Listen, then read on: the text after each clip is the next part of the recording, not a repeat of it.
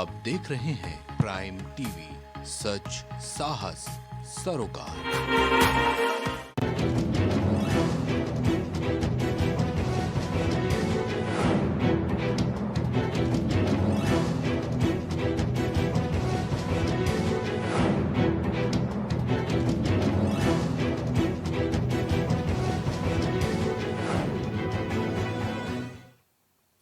नमस्कार, बहुत स्वागत है आपका प्राइम टीवी में। मैं हूं आपके साथ मुस्कान अजमानी। तो चलिए शुरुआत करते हैं प्राइम टीवी के खास पेशकश शख्सियत की। तो देखिए, लेक्चरार से अभिनय करने के शौकीन और अभिनय के साथ ही 2008 से सक्रिय राजनीति का हिस्सा रहे सपा के प्रदेश सचिव प्रदीप दीक्षित जिस वक्त प्राइम टीवी पर हमारे साथ मौजूद हैं। प्रदीप जी, प्राइम टीवी पर पहले तो आपका बहुत बहुत स्वागत है। देखिए प्रदीप जी, अगर हम बात करें राजनीति की, तो वैसे तो आप 2008 से सक्रिय राजनीति का हिस्सा रहे हैं। आपका राजनीति का ये जो सफर है, ये कैसा रहा? कितने उतार और चढ़ाव आपने अपने सफर में देखे? पहले तो मुस्कान जी बहुत बहुत धन्यवाद, आपने आमंत्रित किया। और मैं कहना चाहूँगा कि 1991 में मैं लेक्चर हो गया था उरी में गांधी कॉलेज में, और इसके बाद मैंने तमाम मोर्चों के माध्यम से जनसंघर्ष मोर्चा बनाया और भी तमाम तरह के जनहित के मोर्चे बनाए। उनके माध्यम से जनता को जागरूक करने का काम किया। सफाई, पर्यावरण, बड़े बड़े तालाब गंदे हो रहे थे, उनके तमाम मुद्दे उठाए। उनको करने के बाद उस समय राष्ट्रीय क्रांति पार्टी 2008 के पहले राष्ट्रीय क्रांति पार्टी का गठन किया था माननीय कल्याण सिंह जी ने, जो पूर्व मुख्यमंत्री थे, और राष्ट्रीय क्रांति पार्टी के लिए जिलाध्यक्ष की एक खोज कर रहे थे। तो कहीं ना कहीं हम बहुत सक्रिय थे जनपद की राजनीति में। तो हमारे पास प्रस्ताव आया कि राष्ट्रीय क्रांति पार्टी के जिलाध्यक्ष दीक्षित आप बन सकते हैं। तो माननीय कल्याण सिंह जी से हमारी मुलाकात हुई एक, और मुलाकात होने के बाद उन्होंने हमें जिलाध्यक्ष नियुक्त कर दिया। 2008 में समाजवादी पार्टी से गठबंधन हुआ। तो गठबंधन होने के पश्चात बाबूजी ने जो है शामिल करवाया, तो उन्होंने अपने लड़के माननीय राजवीर जी को राष्ट्रीय कमेटी में और हमें प्रदेश कमेटी में शामिल करवाया लखनऊ स्तर पर। इसके बाद 2009 के लोकसभा चुनाव में कहीं ना कहीं थोड़ा सा जो भी फैक्टर्स रहे हों, चूँकि माननीय मुलायम सिंह जी, माननीय कल्याण सिंह दोनों हमारे बीच नहीं हैं, बड़े नेता थे, तो जो भी फैक्टर्स रहे हों उस पीरियड में दोनों अलग हुए। और अलग होने के बाद जब हमें बुलाया गया, तो उस पीरियड में हमारी वर्तमान राष्ट्रीय अध्यक्ष माननीय अखिलेश यादव जी से मुलाकात हुई, और उन्होंने आश्वस्त किया कि दीक्षित जी आपका मान सम्मान सुरक्षित रहेगा। तो उनके व्यक्तित्व और कृतित्व से प्रभावित होकर के हम भाजपा में वापस नहीं गए, और तब से लगातार हम समाजवादी पार्टी की सेवा कर रहे हैं। और अपने कथनानुसार माननीय राष्ट्रीय अध्यक्ष जी ने लगातार हमें स्टेट कमेटी में सम्मान दिया। जनपद जालौन से जब भी स्टेट कमेटी में पदाधिकारी कोई घोषित हुआ तो हमारा नाम आया। इसके अलावा दर्जनों जनपदों में हमें प्रभारी बना के भेजा गया। पार्टी की सेवाएं कर रहे हैं। तब से 2022 के चुनाव में हमने कालपी से विधानसभा का टिकट भी मांगा था, लेकिन तात्कालिक परिस्थितियां, उसमें जो भी निर्णय माननीय राष्ट्रीय अध्यक्ष जी ने लिया, तो हमें उन्होंने समझा दिया था कि आगे दीक्षित मौके देखेंगे। तो टिकट मांगना एक अलग चीज़ है, ये आवश्यक नहीं कि हमें ही मिले। पार्टी हित में जो भी निर्णय है, जो भी उन्होंने किया है वो कर रहे हैं। पार्टी के छोटे कार्यकर्ता हैं, और आगामी लोकसभा चुनाव में हम ये चाहेंगे कि राष्ट्रीय अध्यक्ष जी को हम लोग अधिक से अधिक सीटें जिता करके दिल्ली पहुंचाने का काम करें, ताकि दिल्ली और राष्ट्रीय राजनीति में वो सूर्य के समान दैदीप्यमान होकर के उभरें। और जब भाजपा सरकार जाए और विपक्ष की सरकार बने, तो 50 के ऊपर सीटें जो भाजपा की सीटें थी, उतनी सीटें कम से कम हम लोग जीतें। तो इतनी सीटें हम समझते हैं कि सारे हिंदुस्तान में कोई एक नेता इतनी सारी सीटें लेके नहीं आएगा। तो इनका एक बहुत बड़ा वजूद होगा, और राष्ट्रीय राजनीति में हमारे राष्ट्रीय अध्यक्ष जी माननीय अखिलेश यादव जी स्थापित होंगे। यही हम लोग कार्यकर्ताओं का सम्मान है, और यही प्रसन्नता है कि राष्ट्र में सरकार बने, भारत में सरकार बने। उत्तर प्रदेश 27 का इलेक्शन अभी दूर है, बिल्कुल। तो लोकसभा चुनाव को दृष्टि रखते हुए मेहनत करना है। जो भी पार्टी आदेश करेगी उस पर लग के काम करना है।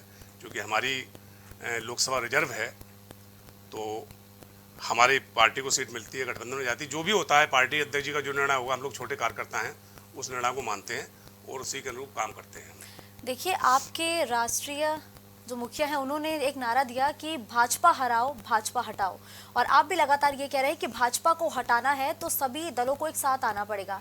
ऐसे में 2024 के चुनाव से पहले यूपी के लिए समाजवादी पार्टी की रणनीति क्या है, जिसके तहत अब समाजवादी पार्टी काम करेगी? देखिए, माननीय राष्ट्रीय अध्यक्ष जी हमारे अभी परसों ही हमारे जनपद में थे, जालौन में थे, और लगातार वो घूम रहे हैं, कार्यकर्ताओं के सुख दुख में शामिल हो रहे हैं। हमारे छोटे कार्यकर्ता भी हैं। इतने बड़े नेता मैं नहीं समझता हूँ कि किसी दल के इतने बड़े नेता छोटे कार्यकर्ताओं के जाते हों। हमारी महिला सभा की नेत्री थी, माननीय स्वर्गीय इंद्रजीत सिंह यादव थे कार्यक्रम, और कई जगह छोटे कार्यकर्ताओं ने जहाँ जिनने चाहा उनके आवास पर जाकर कार्यकर्ताओं का मनोबल बढ़ा रहे हैं, उनका उत्साहवर्धन कर रहे हैं, और सर्व जात के नेताओं को, सबको, कार्यकर्ताओं को लेके चलने का काम कर रहे हैं। तो निश्चित तौर पर पार्टी को मजबूत कर रहे हैं, और इसी तरीके से लगे रहे तो 2024 के चुनाव में निसंदेह हमें उनके नेतृत्व में भारी सफलता प्राप्त होगी। और उत्तर प्रदेश में जितनी सीटें भाजपा की हैं उतना लक्ष्य हम अपने दिमाग में मान के चल रहे हैं। राष्ट्रीय अध्यक्ष जी ने जो भी सोचा होगा, बड़े नेता हैं, हमें काम करना है, कम से कम इतनी सीटें हम जीतें तो हमें तसल्ली होगी कि बहुत सम्मानजनक स्कोर रहा है जो भारतीय जनता पार्टी की सीटें थी। ठीक है, देखिए यानी कि आपकी तरफ से रणनीति पूरी तैयार है और रोड मैप बन चुका है, बस अब चुनावी मैदान में और ज्यादा सक्रियता से उतरने की बारी आ चुकी है। लेकिन देखिए हम इस बात को भी नकार नहीं सकते कि फिलहाल समाजवादी पार्टी अब इंडिया के साथ है, यानी कि विपक्षी दलों का एक गठबंधन इंडिया। ऐसे में सीटों के शेयरिंग को लेकर के क्या ऐसा हो सकता है कि कहीं ना कहीं थोड़ी बहुत प्रॉब्लम देखने को मिले इस इंडिया में? देखिए, ताकत की बात होती है ये, जैसे कांग्रेस यहाँ गठबंधन में शामिल होती है तो कांग्रेस पार्टी की जो ताकत है उसके अनुरूप सीटें बोले। मान लो अन्य प्रदेशों में वो हमसे ज़्यादा ताकतवर है, सपोज वर्तमान लगो मध्य प्रदेश हो या राजस्थान हो, कहने में हमें कोई दिक्कत नहीं है। लेकिन उत्तर प्रदेश में राष्ट्रीय अध्यक्ष जी के नेतृत्व में हम कांग्रेस से बहुत ज़्यादा ताकतवर हैं, तो हम समझते हैं कि उसके अनुरूप ही सीटें लें। और फिर जब अलायंस बन रहा है तो उन्हें पता लगना चाहिए कि भाई समाजवादी पार्टी ज़्यादा सीटें जीत सकती है, इनके पास कार्यकर्ताओं की बड़ी टीम है, बड़ी फौज है, बड़ा वोट बैंक है, तो उन्हें थोड़ा संतोष करना चाहिए उस चीज़ से। और अदर स्टेट में जहां हम लोग उतने नहीं हैं वहां हम कम सीटों में समझौता करेंगे हमारे राष्ट्रीय अध्यक्ष जी, और वहां पर उनकी मदद करने का काम करेंगे। तो जी बिल्कुल, चलिए ये ठीक है कि अब ये तो फिलहाल वक्त ही बताएगा कि कौन कितने सीटों पर संतुष्ट हो सकता है। लेकिन कहीं ना कहीं क्लैश को अगर हम देखें तो होते हुए नजर आ रहे हैं। जैसे कि अगर हम बंगाल की बात करें तो वहां के सांसद लगातार यही कह रहे हैं कि जो ममता बनर्जी है वो एक एप्रोप्रिएट चेहरा है पीएम पद के लिए।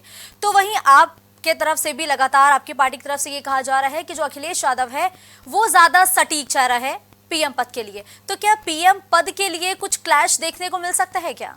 देखिए, मुझे निसंदेह कहने में कोई मुझे संकोच नहीं है कि भारतीय जनता पार्टी इस समय बहुत ताकतवर हो चुकी है और कार्यकर्ताओं की एक बड़ी फौज है उसके पास, और कहीं ना कहीं उसे हराना है तो हमें अपने छोटे मोटे स्वार्थ, वो छोटी मोटी तमाम चीज़ों को दरकरार करके एक बड़े लक्ष्य को लेकर चलना होगा।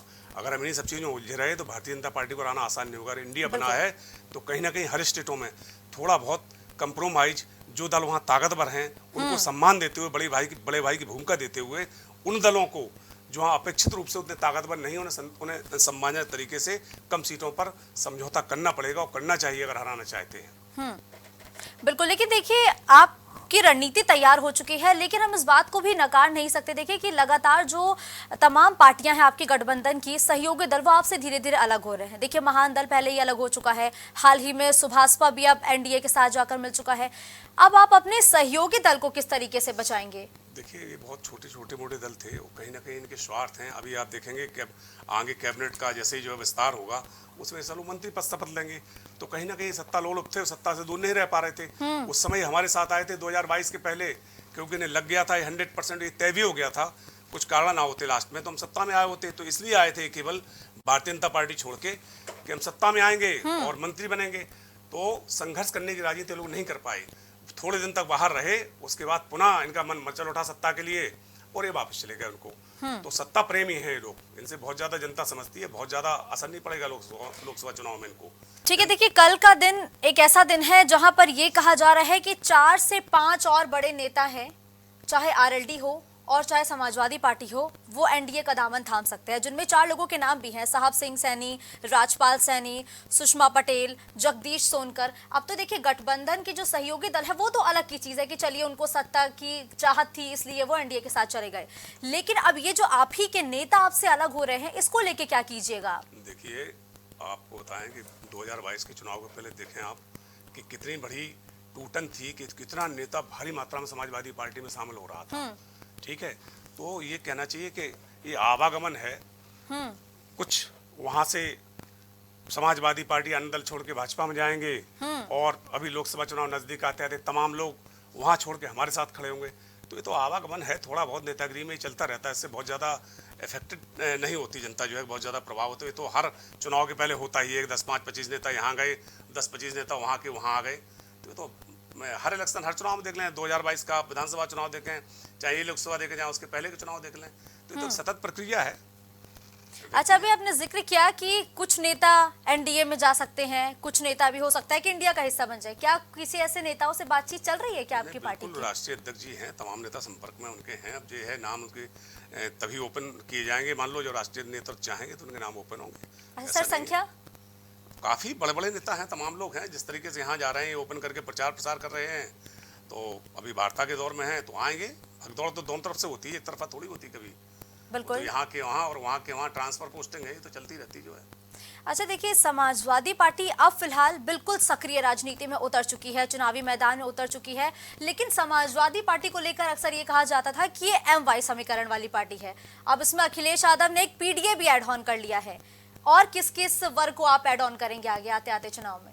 नहीं, देखिए, राष्ट्रीय अध्यक्ष जी ने हमारे कभी भी माई वाली बात नहीं की, कभी जो है सर्व जातियों की बात की, उन्हें सर्व दलों की बात की।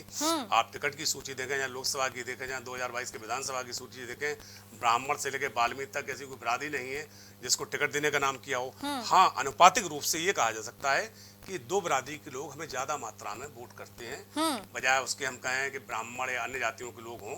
वो तुलनात्मक रूप से कई दलों में बटे हुए हैं, हमें भी वोट करते हैं, कुछ भाजपा में करते हैं, तो ये कहा जा सकता है कि ये दो बिरादरी हमें ज्यादा वेस हैं, वोट करती है। भाई मुस्लिम समाज है, कहीं तो वोट करना है उसे। अब उसे आस्था, उसे लगता है कि राष्ट्रीय अध्यक्ष जी अखिलेश यादव जी के वोट करने से समाजवादी पार्टी हमारा मान सम्मान हित सुरक्षित है, तो हमें वोट कर रहे हैं। अब कहीं जब वोट करना है, मतदाता है वो हिंदुस्तान का, तो कहीं वोट करेगा। हमें वोट कर रहा तो कौन सा गुनाह कर रहा कि उस पर आरोप प्रत्यारोप लगाएं? कहीं तो वोट करेगा वो। देखिए, अगले साल लोकसभा चुनाव से पहले जो राम मंदिर है वो पूरी तरीके से बनकर तैयार हो जाएगा। तब भारतीय जनता पार्टी सिर्फ हर एक रैलियों में यही कहती हुई दिखाई देगी कि राम राज्य कायम हो चुका है, राम मंदिर भाजपाइयों ने मिलकर बनवा दिया। तब उस टाइम इंडिया क्या करेगा? देखिए, इंडिया करने की बात नहीं, हम लोग भी आस्तिक लोग हैं, कोई नास्तिक नहीं। हम भी ब्राह्मण परिवार से ताल्लुक रखते हैं। हमारे राष्ट्रीय अध्यक्ष जी हैं, वो भी पूजा पाठ करते हैं। विष्णु मंदिर बनवाने की बात भी उन्होंने की है। सफाई में कि सरकार में आएंगे तो हम विष्णु मंदिर बनवाने का काम करेंगे। बकाया पूजा अर्चना वो भी करते हैं, हम भी करते हैं। बस ये थोड़ा प्रोपेगेंडा कर लेते हैं और हम लोग उतना नहीं करते हैं। हम भी सुबह बैठते हैं, बजरंगबली, हनुमान जी, राम जी, सबकी पूजा अर्चना करके हम भी निकलते हैं। हमारी भी आस्था है उनमें जो है। ऐसा थोड़ी कि भाजपा का सिंबल लगाने के बाद ही आस्था पैदा हो। भगवान राम तो संपूर्ण लोगों की आस्था केंद्र है, वो भी हिंदुस्तान में रह रहा है। उनके आदर्श हैं, हर व्यक्ति अपनाए उनके आदर्श है, उनका चरित्र है। उन्होंने समाज को देने का काम किया, दिशा देने का काम किया है। उन्होंने अत्याचारियों को मिटाने का काम किया है, समाज को एक संदेश दिया है, एक दिशा दी है। उनके संदेश दिशा के संदेश के हिसाब से चलेंगे तो हम समझते हैं कि बहुत कुछ समाज में सुख शांति होगी। तो हम लोग भी उनके मानने वाले हैं, उनके अनुयायी हैं। देखिए, यूसीसी का मुद्दा इस वक्त जोर शोर से हर तरफ सुनाई दे रहा है। दो ही मुद्दे हैं देखिए सर, एक तो मणिपुर हिंसा के दौरान जो वीडियो सामने आया और एक यूसीसी को लेकर भारतीय जनता पार्टी कह रही है कि एक देश एक कानून आने से तमाम तरीके की जो चीजें हैं वो हल हो जाएंगी। यूसीसी पर आपका रुख क्या है? देखिए, हमारा रुख इस समय इसलिए कोई मत व्यक्त नहीं कर सकते हैं कि जब ये लोकसभा में प्रस्ताव पेश होगा, उसके बाद जब राष्ट्रीय अध्यक्ष जी हमारे क्या नीति अपनाते हैं, उस पर क्या बयान देते हैं, उस बयान पर हम कार्यकर्ताओं को चलना है। क्योंकि अभी लोकसभा में पेश नहीं किया गया है और राष्ट्रीय अध्यक्ष जी भी अधिकृत रूप से इस पर कुछ बोले नहीं है, तो हम नहीं समझते हैं कि हम बहुत छोटे कार्यकर्ता हैं कि इस पर उनसे पहले अपनी राय हम व्यक्त करते हैं। इसलिए इस मुद्दे पर हम आपसे क्षमा चाहेंगे कि लोकसभा में पेश हो, राष्ट्रीय अध्यक्ष जी का हमारा बयान आता है, उनकी राय आती है, तो उसके अनुरूप ही हम लोग बयान देने के लिए अधिकृत होंगे कि इस पर क्या उनकी राय है। अच्छा देखिए, भारतीय जनता पार्टी यही कहती है कि डबल इंजन की सरकार में यूपी में कानून का राज कायम है और यूपी में कानून व्यवस्था सुदृढ़ हो चुकी है पहले की सरकारों के मुकाबले। क्या वाकई में आप ये मानते हैं कि यूपी में कानून का राज कायम है? आप एक चीज बताओ कि संविधान में 4 लोकतंत्र दिए हैं, उसमें एक न्यायपालिका भी है। बिल्कुल ठीक है, न्यायपालिका काम ये होता है कि पुलिस द्वारा पकड़े हुए अभियुक्त दोषी है या नहीं, इस चीज को जस्टिफाई करती है न्यायपालिका। लोअर कोर्ट करती है, लोअर कोर्ट कोई गलती करती है तो हाई कोर्ट करती है, हाई कोर्ट गलती करती है सुप्रीम कोर्ट ठीक कर देती है। तमाम संस्थाएं न्याय के लिए तो ये बनाए गए हैं। अब आपने मान के चलिए किसी ने कोई आरोप प्रत्यारोप लगाया, किसी व्यक्ति को आपने जो है ले जाके बंद किया कि फलाना आरोप इस पे लगाया गया है। अब वो सही है गलत ये निर्णय नहीं हुआ, उसके पहले उसके मकान पे आपने बुलडोजर चलवा दिया, और कल के दिन जब वो व्यक्ति अगर दोष मुक्त होता है तो मकान उसका कहाँ से बनवा पाएंगे? यानी कि आपने तो आईपीसी सीआरपीसी सारी की सारी अपने जेब में डाल ली है कि भैया एफआईआर दर्ज हो, दोषी है उस पर बुलडोजर चलवा दो। यानी कि कानून का कोई महत्व नहीं है। और पुलिस को जब आप इतना निरंकुश कर देंगे, कानून व्यवस्था के कोर्ट में न जाके खुद निर्णय लेने का अधिकार होगा, तो कहीं ना कहीं इसका खामियाजा आम जनता को भोगना पड़ेगा, और आम जनता भोग रही है। तमाम निर्दोष लोग भी, लोग गलत तरीके से आरोप प्रत्यारोप लगा रहे हैं या लगवा रहे हैं, तो बिना न्याय के, बिना कोर्ट में मुकदमा जाए ही उनके मकान ढहा दिए गए, उनकी दुकानें ढहा दी गई, उनके ऊपर अत्याचार हुए। आजकल के दिन मुझे वरी होंगे तो इनकी दुकान और मकान बन पाएंगे?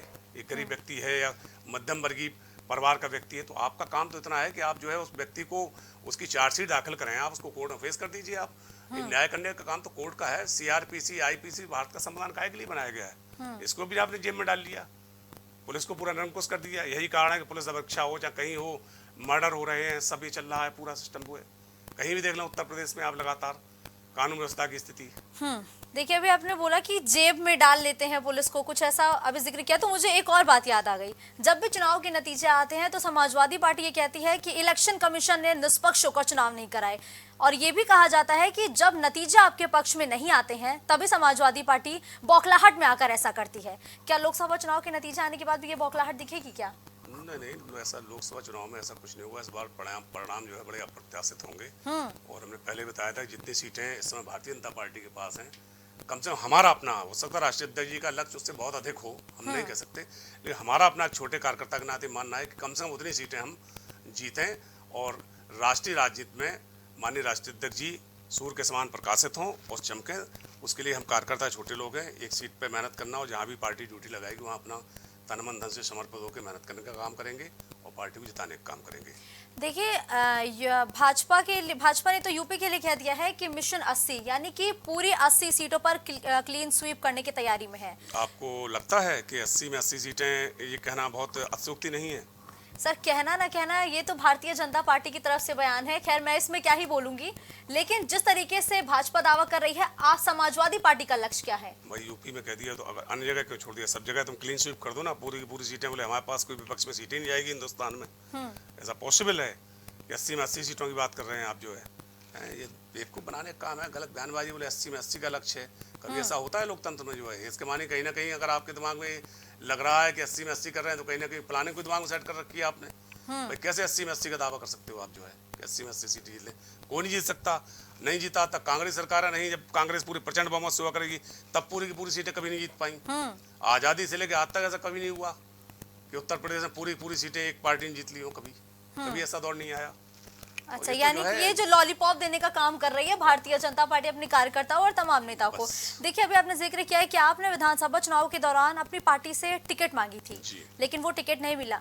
क्या इस बार भी लोकसभा चुनाव के दौरान आप पार्टी से टिकट की मांग करेंगे? नहीं, हमारी सीट जो है सुरक्षित सीट है, और सुरक्षित सीट है तो सुरक्षित जात का व्यक्ति वहाँ चुनाव लड़ेगा, तो इसलिए लोकसभा मांगने का तो कोई अर्थ ही नहीं। पार्टी जिसको भी टिकट देगी उसको जिताने का काम करेंगे, उसकी मदद करने का काम करेंगे, और 2027 में पुनः राष्ट्रीय अध्यक्ष से अनुरोध करेंगे, पुनः काल विधानसभा में हम फिर प्रयास करेंगे, फिर मांगेंगे टिकट उसको।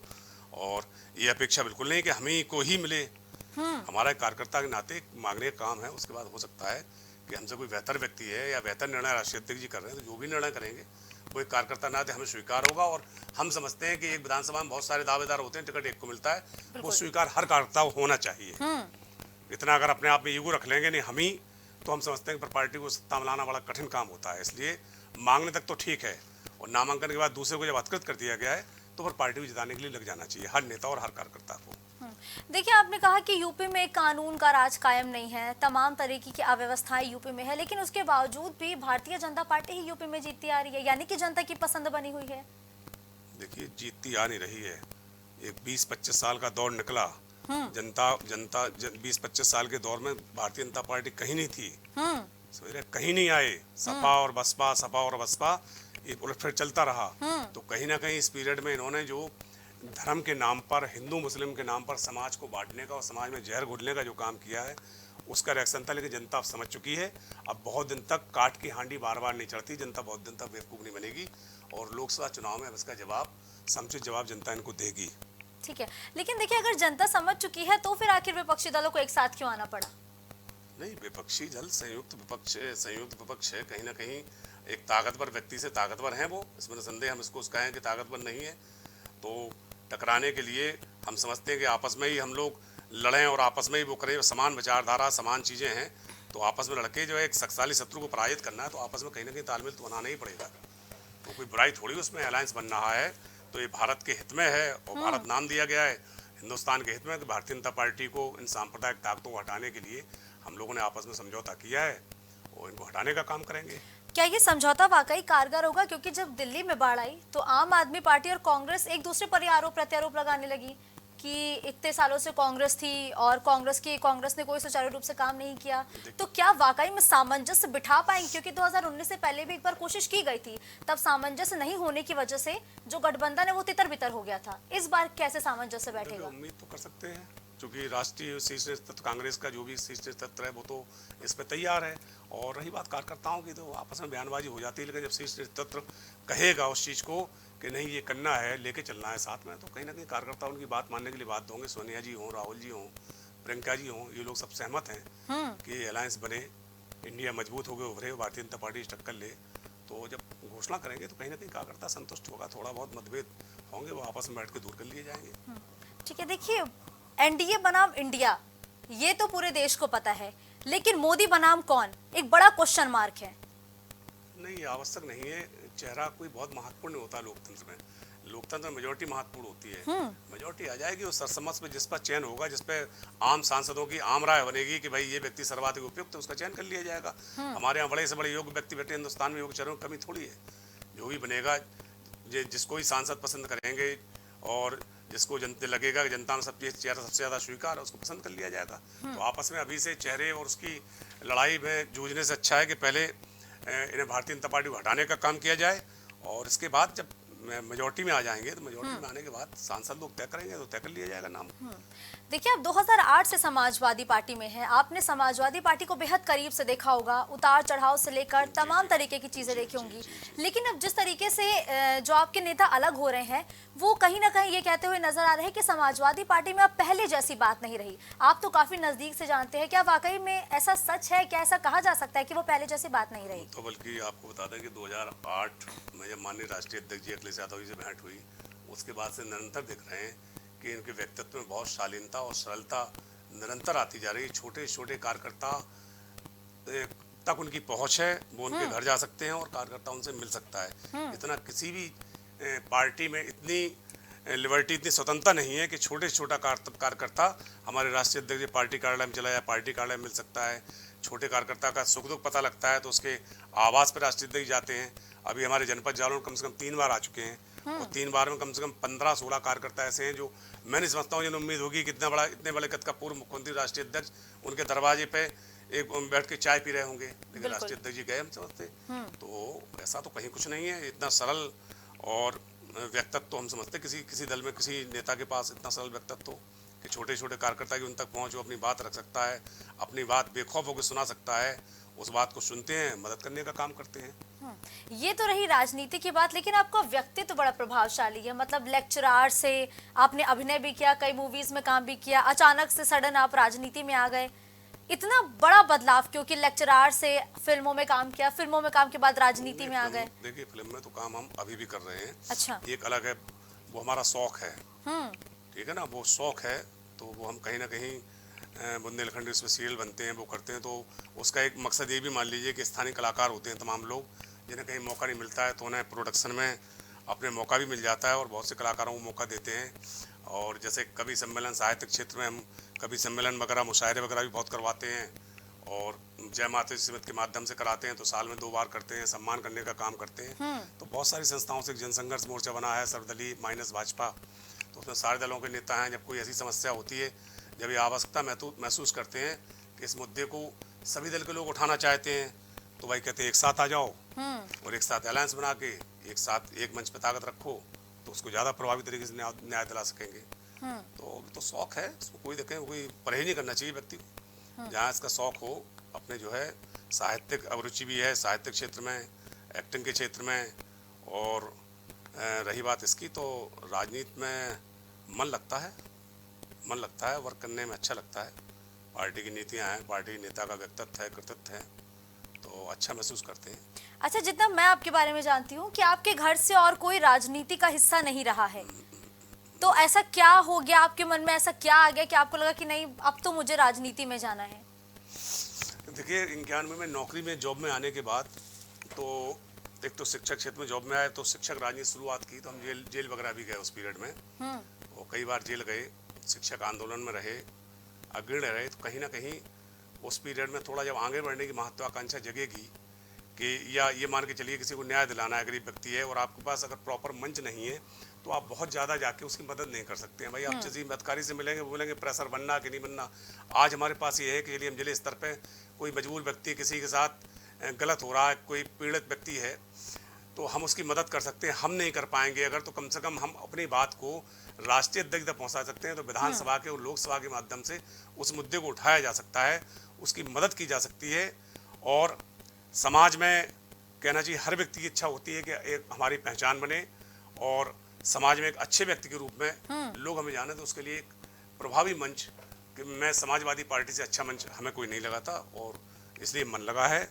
और आज भी समाजवादी कर रहे हैं, कल भी समाजवादी करेंगे और जब तक जीवन है तब तक समाजवादी पार्टी की। यानी कहा जाए लाल टोपी और साइकिल आपको 2008 से ही इतनी भाग गई कि अभी तक आप समाजवादी पार्टी में हैं। हाँ, 8 में माननीय कल्याण सिंह जी ने जब 9 में लोकसभा चुनाव हुए हैं तो उन्होंने वापसी का संदेश भेजा था हमें। जनपद जालौन से हम बहुत प्रिय हुआ करते थे उनके।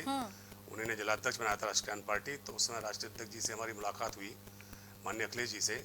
तो हमने उनसे कहा कि साहब हमारे तो चूंकि संरक्षक नेता वही लेके आए थे, उन्हें स्टेट कमेटी में करवाया, तो अब आपका क्या दिशा निर्देश है, क्या आदेश है हमारे लिए। तो उन्होंने कहा देखिए हमारी इच्छा है कि आप ब्राह्मण नेता हैं हमारी पार्टी के और अच्छे व्यक्तित्व हैं, शिक्षक भी हैं, तो पार्टी में आपके सम्मान में जो अपेक्षाएं थी आपकी माननीय कल्याण सिंह रहते, उनमें कमी नहीं आने देंगे और कहीं ना कहीं सम्मान में आपकी कमी नहीं आएगी, आँच नहीं आएगी। और इस बात का पालन किया राष्ट्रीय अध्यक्ष जी ने। लगातार हमें 7-8 बार हमें राज्य कमेटी में मौका मिला। 10 जिलों का प्रभारी बना के भेजा गया हमें। जनपद से जब भी प्रभारी बनाया, बड़े बड़े जिलों के प्रभारी रहे। स्थायी निकाय चुनाव हो, चाहे राष्ट्रीय सम्मेलन हो, चाहे राज्य सम्मेलन हो, मतलब कोई भी मौका ऐसा हो जब प्रभारी बनाए जाते हैं प्रदेश से, तो एक प्रभारी उनमें प्रदीप दीक्षित भी होते हैं। ये बहुत बड़ी बात है कि उनके हृदय में हमारा नाम बिल्कुल अंकित है और इतना सम्मान दे रहे हैं, हमारे राजनीति करने के लिए इतना पर्याप्त है। आगे जब मौके मिलेंगे ठीक है, और नहीं मिलेंगे तो जो पार्टी दे रही है वो हमारे लिए कम नहीं है। बिल्कुल। तो देखिए ये थे हमारे साथ प्रदीप दीक्षित जो कि समाजवादी पार्टी के प्रदेश सचिव है और इनका साफ तौर पर कहना है कि 2024 के चुनाव के लिए समाजवादी पार्टी की रणनीति पूरी तरीके से तैयार हो चुकी है और अब समाजवादी पार्टी अपने लक्ष्य तक पहुंचने के लिए कार्यकर्ताओं से लेकर पदाधिकारियों को एक्टिव कर रही है। साथ ही जो अखिलेश यादव है वो जमीनी स्तर पर एक्टिव हो चुके हैं और चुनाव में सक्रिय हो चुके हैं। साथ ही साथ उन्होंने ये भी कहा कि इस बार प्रचंड जीत के साथ जो समीकरण है वो भी पूरी तरीके से उत्तर प्रदेश के बदल जाएंगे। धन्यवाद प्रदीप दीक्षित जी हमारे साथ प्राइम टीवी पर जुड़ने के लिए। तो देखिए खबरों का सिलसिला जारी रहेगा। देश और दुनिया की तमाम बड़ी खबरों के लिए आप देखते रहिए प्राइम टीवी।